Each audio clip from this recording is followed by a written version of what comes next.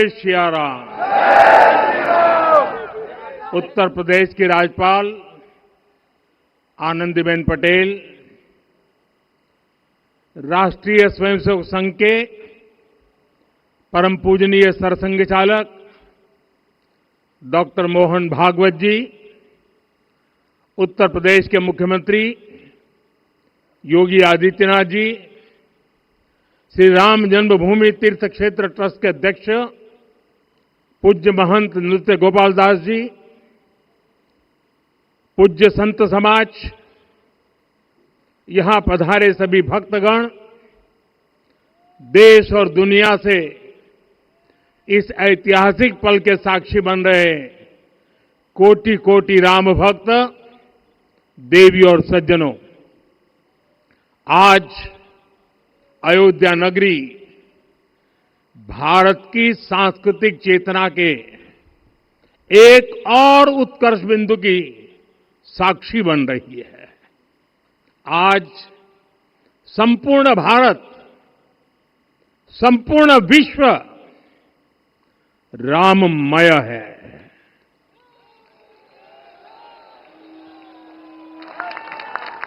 हर राम भक्त के हृदय में अद्वितीय संतोष है, असीम कृतज्ञता है, अपार अलौकिक आनंद है। सदियों के घाव भर रहे हैं, सदियों की वेदना आज विराम पा रही है, सदियों का संकल्प आज सिद्धि को प्राप्त हो रहा है। आज उस यज्ञ की पूर्णाहुति है जिसकी अग्नि 500 वर्ष तक प्रज्वलित रही, जो यज्ञ एक पल भी आस्था से डिगा नहीं, एक पल भी विश्वास से टूटा नहीं।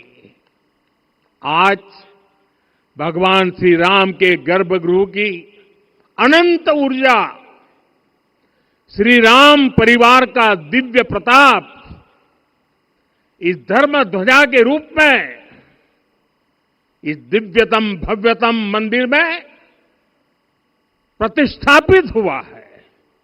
और साथियों, ये धर्म ध्वजा केवल एक ध्वजा नहीं, ये भारतीय सभ्यता के पुनर्जागरण का ध्वज है। इसका भगवा रंग, इस पर रचित सूर्यवंश की ख्याति, वर्णित ओम शब्द और अंकित कोविदार वृक्ष राम राज्य की कीर्ति को प्रतिरूपित करता है। ये ध्वज संकल्प है, ये ध्वज सफलता है, ये ध्वज संघर्ष से सृजन की गाथा है, ये ध्वज सदियों से चले आ रहे स्वप्नों का साकार स्वरूप है। ये ध्वज संतों की साधना और समाज की सहभागिता की सार्थक परिणति है। साथियों, आने वाली सदियों और सहस्त्र शताब्दियों तक ये धर्म ध्वज प्रभु राम के आदर्शों और सिद्धांतों का उद्घोष करेगा। ये धर्म ध्वज आह्वान करेगा, सत्यमेव जयते नानृतम, यानी जीत सत्य की ही होती है, असत्य की नहीं। ये धर्म ध्वज उद्घोष करेगा, सत्यम एक पदम, ब्रह्म सत्य धर्म प्रतिष्ठित, अर्थात सत्य ही ब्रह्म का स्वरूप है, सत्य में ही धर्म स्थापित है। ये धर्म ध्वज प्रेरणा बनेगा, प्राण जाए पर वचन न जाहि, अर्थात जो कहा जाए वही किया जाए। ये धर्म ध्वज संदेश देगा, कर्म प्रधान विश्व रची राखा, अर्थात विश्व में कर्म और कर्तव्य की प्रधानता हो। ये धर्म ध्वज कामना करेगा, बैर न विग्रह आस न त्रासा, सुखमय ताही सदा सब आशा। यानी भेदभाव, पीड़ा, परेशानी से मुक्ति, समाज में शांति और सुख हो। ये धर्म ध्वज हमें संकल्पित करेगा, नहीं दरिद्र को दुखी न दीना, यानी हम ऐसा समाज बनाएं जहां गरीबी न हो, कोई दुखी या लाचार न हो। साथियों, हमारे ग्रंथों में कहा गया है, आरोपितम ध्वजम दृष्ट्वा ये अभिनंदनित धार्मिका ते अपि सर्वे प्रमुच्यते महापातक कोटि भी, यानी जो लोग किसी कारण मंदिर नहीं आ पाते और दूर से मंदिर के ध्वज को प्रणाम कर लेते हैं, उन्हें भी उतना ही पुण्य मिल जाता है। साथियों, ये धर्म ध्वज भी इस मंदिर के ध्येय का प्रतीक है। ये ध्वज दूर से ही राम लला की जन्मभूमि के दर्शन कराएगा और युगों युगों तक प्रभु श्री राम के आदेशों और प्रेरणाओं को मानव मात्र तक पहुंचाएगा। साथियों, मैं संपूर्ण विश्व के करोड़ों राम भक्तों को इस अविस्मरणीय क्षण की, इस अद्वितीय अवसर की हार्दिक शुभकामनाएं देता हूं। मैं आज उन सभी भक्तों को भी प्रणाम करता हूं, हर उस दानवीर का भी आभार व्यक्त करता हूं जिसने राम मंदिर निर्माण के लिए अपना सहयोग दिया। मैं राम मंदिर के निर्माण से जुड़े हर श्रमवीर, हर कारीगर, हर योजनाकार, हर वास्तुकार, सभी का अभिनंदन करता हूं। साथियों, अयोध्या वह भूमि है जहां आदर्श आचरण में बदलते हैं। यही वह नगरी है जहां श्री श्री राम ने अपना जीवन पथ शुरू किया था। इसी अयोध्या ने संसार को बताया कि एक व्यक्ति कैसे समाज की शक्ति से, उसके संस्कारों से पुरुषोत्तम बनता है। जब श्री राम अयोध्या से वनवास को गए तो वे युवराज राम थे, लेकिन जब लौटे तो मर्यादा पुरुषोत्तम बनकर के आए और उनके मर्यादा पुरुषोत्तम बनने में महर्षि वशिष्ठ का ज्ञान, महर्षि विश्वामित्र की दीक्षा, महर्षि अगस्त्य का मार्गदर्शन, निषाद राज की मित्रता, मां शबरी की ममता, भक्त हनुमान का समर्पण, इन सब की अनगिनत ऐसे लोगों की महत्वपूर्ण भूमिका रही है। साथियों, विकसित भारत बनाने के लिए भी समाज की इसी सामूहिक शक्ति की आवश्यकता है। मुझे बहुत खुशी है कि राम मंदिर का दिव्य प्रांगण भारत के सामूहिक सामर्थ्य की भी चेतना स्थली बन रहा है। यहां सप्त मंदिर बने हैं। यहां माता शबरी का मंदिर बना है, जो जनजातीय समाज के प्रेम भाव और आतिथ्य परंपरा की प्रतिमूर्ति है।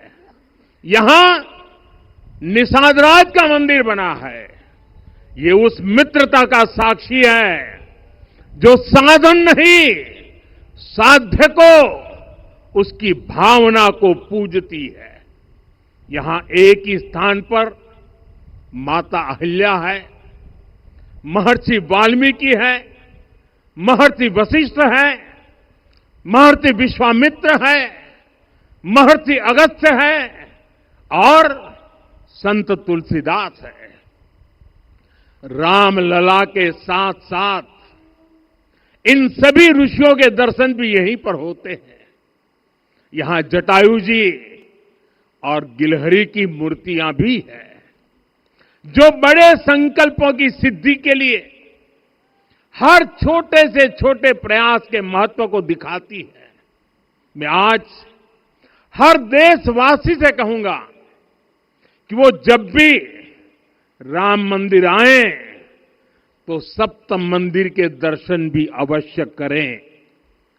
ये मंदिर हमारी आस्था के साथ साथ मित्रता, कर्तव्य और सामाजिक सद्भाव के मूल्यों को भी शक्ति देते हैं।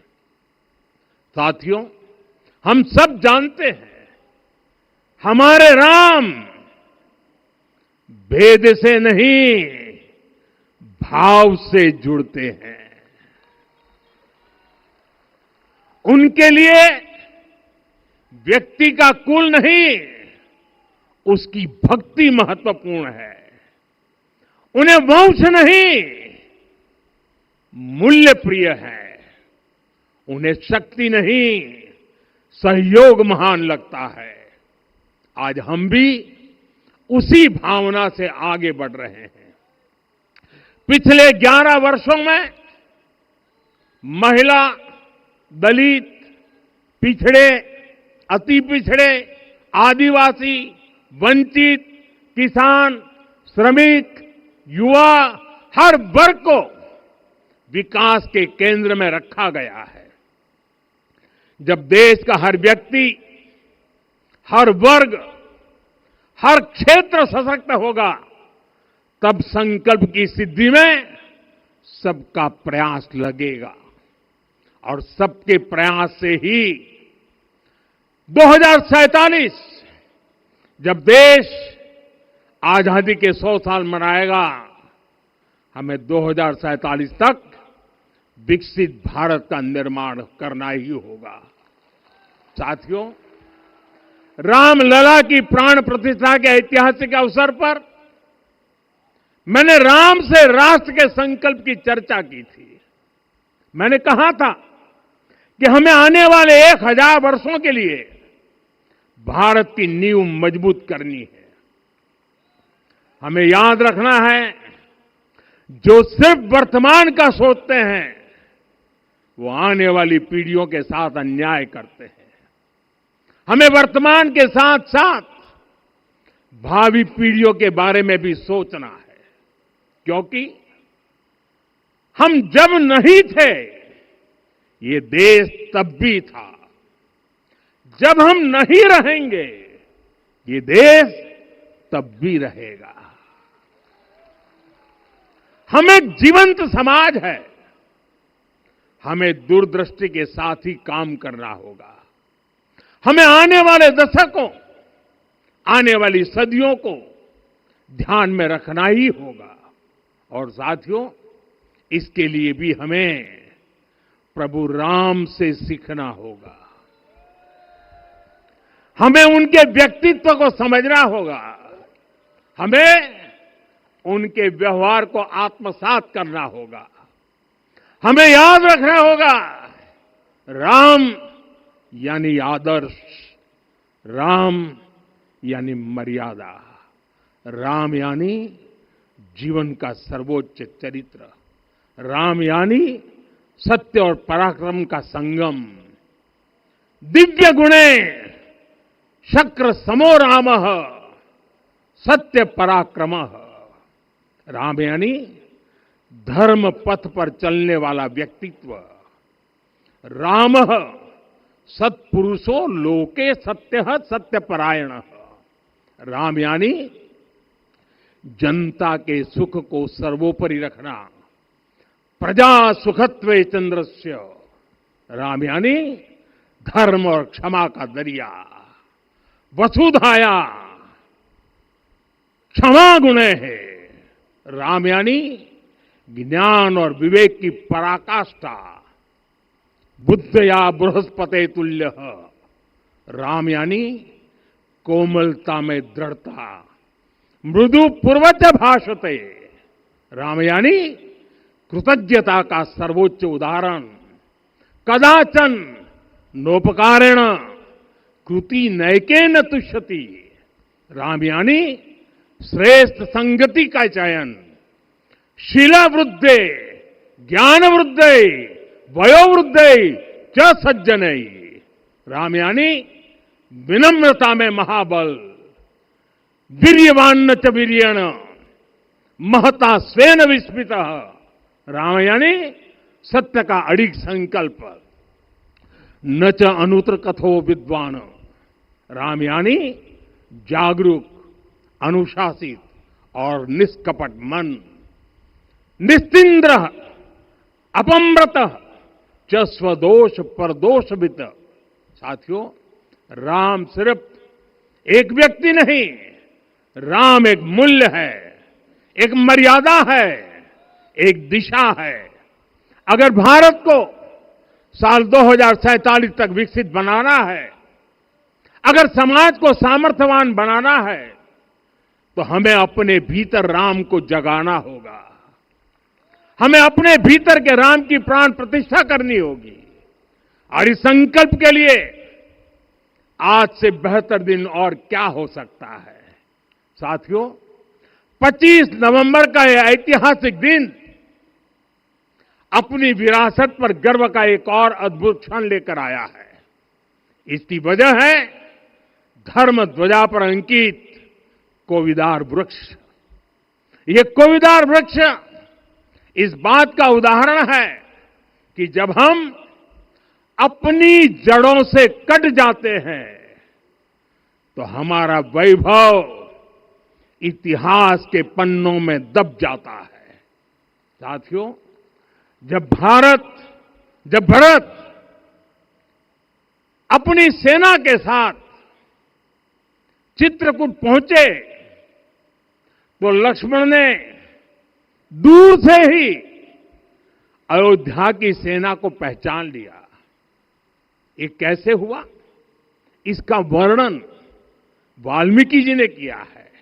और वाल्मीकि जी ने क्या वर्णन किया है? उन्होंने कहा है, विराजित उद्गत स्कंधम कोविदार ध्वज रथे। लक्ष्मण कहते हैं, राम, सामने जो तेजस्वी प्रकाश में विशाल वृक्ष जैसा ध्वज दिखाई दे रहा है, वही अयोध्या की सेना का ध्वज है। उस पर कोविदार का शुभ चिन्ह अंकित है। साथियों, आज जब राम मंदिर के प्रांगण में कोविदार फिर से प्रतिष्ठित हो रहा है, यह केवल एक वृक्ष की वापसी नहीं है, यह हमारी स्मृति की वापसी है, हमारी अस्मिता का पुनर्जागरण है, हमारी स्वाभिमानी सभ्यता का पुनः उद्घोष है। कोविदार वृक्ष हमें याद दिलाता है कि जब हम अपनी पहचान भूलते हैं तो हम स्वयं को खो देते हैं, और जब पहचान लौटती है तो राष्ट्र का आत्मविश्वास भी लौट आता है। और इसलिए मैं कहता हूं, देश को आगे बढ़ना है तो अपनी विरासत पर गर्व करना होगा। साथियों, अपनी विरासत पर गर्व के साथ साथ एक और बात भी महत्वपूर्ण है, और वो है गुलामी की मानसिकता से पूरी तरह मुक्ति। आज से 190 साल पहले 190 साल पहले साल 1835 में 1835 में मैकाले नाम के एक अंग्रेज ने भारत को अपनी जड़ों से उखाड़ने के बीज बोए थे। मैकाले ने भारत में मानसिक गुलामी की नींव रखी थी। 10 साल बाद यानी 2035 में उस अपवित्र घटना को 200 वर्ष पूरे हो रहे हैं। कुछ दिन पहले ही मैंने एक कार्यक्रम में आग्रह किया था कि हमें आने वाले 10 वर्षों तक उस 10 वर्षों का लक्ष्य लेकर चलना है कि भारत को गुलामी की मानसिकता से मुक्त करके रहेंगे। साथियों, सबसे बड़ा दुर्भाग्य यह है कि मैकाले ने जो कुछ सोचा था उसका प्रभाव कहीं व्यापक हुआ। हमें आजादी मिली, लेकिन हीन भावना से मुक्ति नहीं मिली।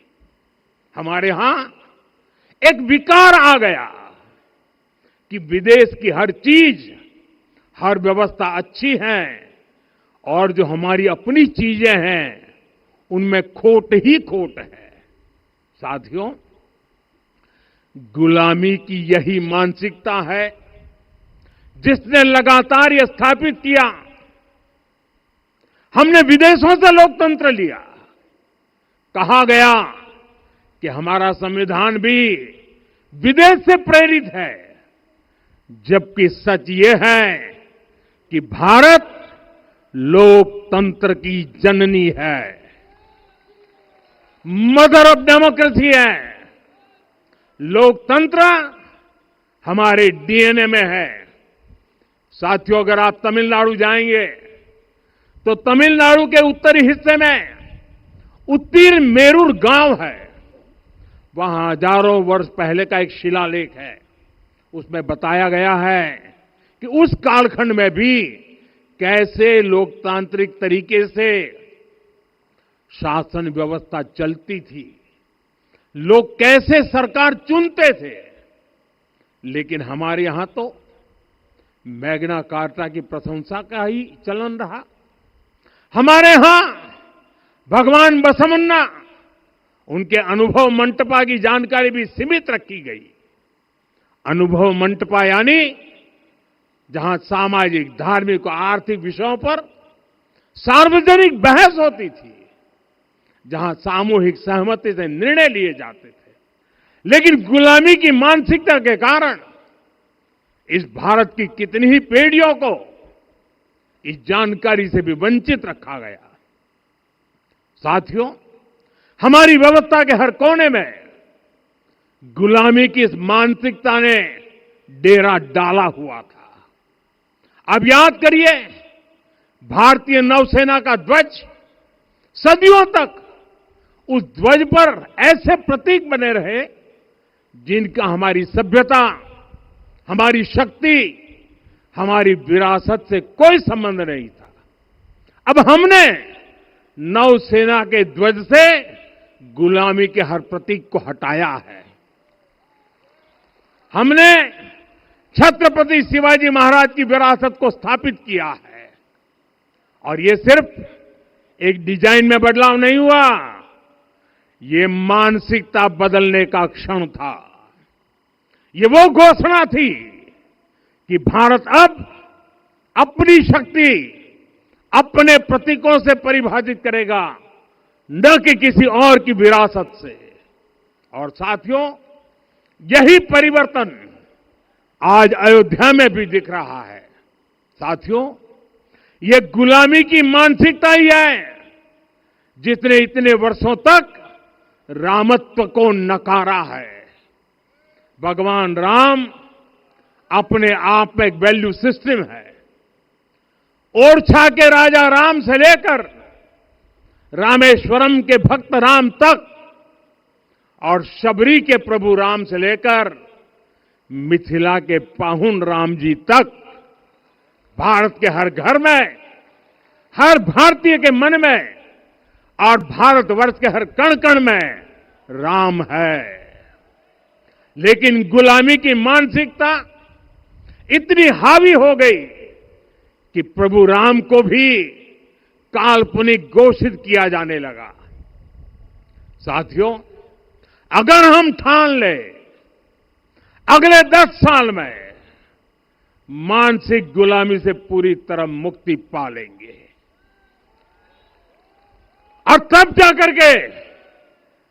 जाकर के ऐसी ज्वाला प्रज्वलित होगी, ऐसा आत्मविश्वास बढ़ेगा कि 2047 तक विकसित भारत का सपना पूरा होने से भारत को कोई रोक नहीं पाएगा।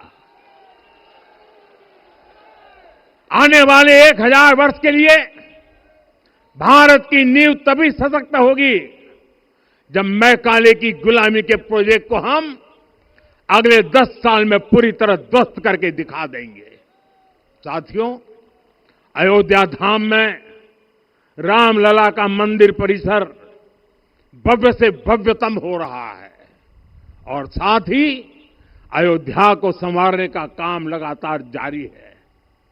आज अयोध्या फिर से वह नगरी बन रही है जो दुनिया के लिए उदाहरण बनेगी। त्रेता युग की अयोध्या ने मानवता को नीति दी। 21वीं सदी की अयोध्या मानवता को विकास का नया मॉडल दे रही है। तब अयोध्या मर्यादा का केंद्र थी, अब अयोध्या विकसित भारत का मेरुदंड बनकर उभर रही है। साथियों, भविष्य की अयोध्या में पौराणिकता और नूतनता का संगम होगा। सरयू जी की अमृत धारा और विकास की धारा एक साथ बहेगी। यहां आध्यात्म और आर्टिफिशियल इंटेलिजेंस दोनों का तालमेल दिखेगा। राम पथ, भक्ति पथ और जन्मभूमि पथ से नई अयोध्या के दर्शन होते हैं। अयोध्या में भव्य एयरपोर्ट है। अयोध्या में आज शानदार रेलवे स्टेशन है। वंदे भारत और अमृत भारत एक्सप्रेस जैसी ट्रेनें अयोध्या को बाकी देश से जोड़ रही हैं। अयोध्या वासियों को सुविधाएं मिले, उनके जीवन में समृद्धि आए, इसके लिए निरंतर काम चल रहा है। साथियों, जब से प्राण प्रतिष्ठा हुई है तब से लेकर आज तक करीब करीब 45 करोड़ श्रद्धालु यहां दर्शन के लिए आ चुके हैं। ये वो पवित्र भूमि है जहां 45 करोड़ लोगों के चरण रज पड़े हैं और इससे अयोध्या और आसपास के लोगों की आय में आर्थिक परिवर्तन आया है, वृद्धि हुई है। कभी अयोध्या विकास के पैमानों में बहुत पीछे थी, आज अयोध्या नगरी यूपी के अग्रणी शहरों में से एक बन रही है। साथियों, 21वीं सदी का आने वाला समय बहुत महत्वपूर्ण है। आजादी के बाद के 70 साल में भारत विश्व की 11वीं सबसे बड़ी अर्थव्यवस्था बना। 70 साल में 11वीं। लेकिन पिछले 11 साल में ही भारत विश्व की 5वीं सबसे बड़ी अर्थव्यवस्था बन चुका है। और वो दिन दूर नहीं जब भारत विश्व की 3री सबसे बड़ी अर्थव्यवस्था भी बन जाएगा। आने वाला समय नए अवसरों का है, नई संभावनाओं का है और इस अहम कालखंड में भी भगवान राम के विचार ही हमारी प्रेरणा बनेंगे। जब श्री राम के सामने रावण विजय जैसा विशाल लक्ष्य था, तब उन्होंने कहा था, सौरज धीरज ते ही रथ चाका, सत्यशील दृढ़ ध्वज पताका, बल विवेक दम परहित गोरे, क्षमा कृपा समता रजु जोरे। यानी रावण पर विजय पाने के लिए जो रथ चाहिए, शौर्य और धैर्य उसके पहिए हैं, उसकी ध्वजा सत्य और अच्छे आचरण की है, बल, विवेक, संयम और परोपकार इस रथ के घोड़े हैं। लगाम के रूप में क्षमा, दया और समता है जो रथ को सही दिशा में रखते हैं।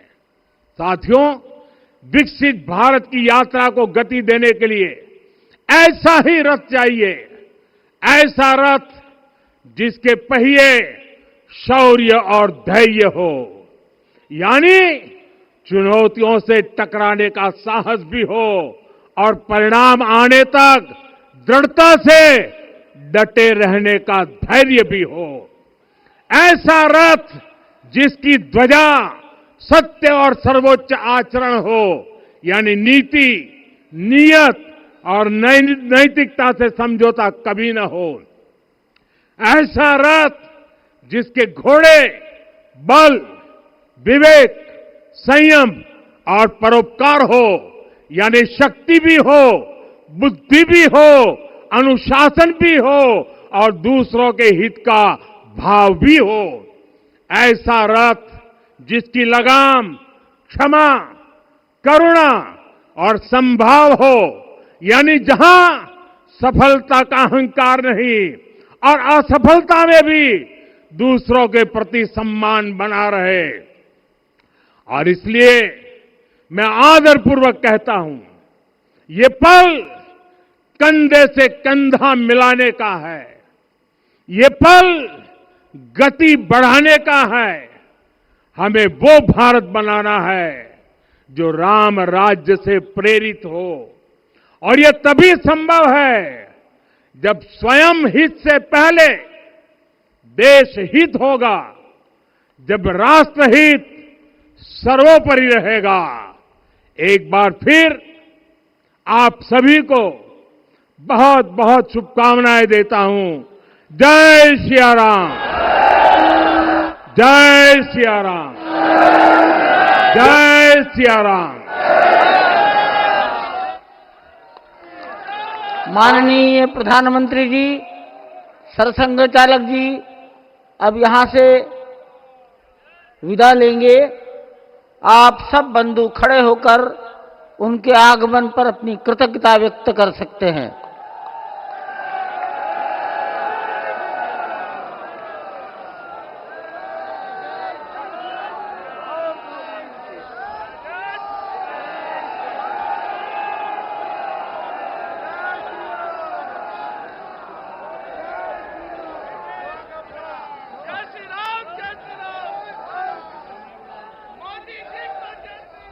पूज्य महंत नृत्य गोपाल दास जी को प्रधानमंत्री जी ने चरण स्पर्श किया।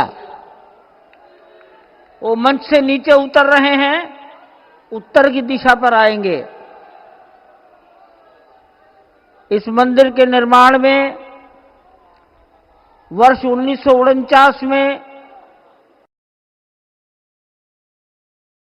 इसके लिए भी हमें प्रभु राम से सीखना होगा। हमें उनके व्यक्तित्व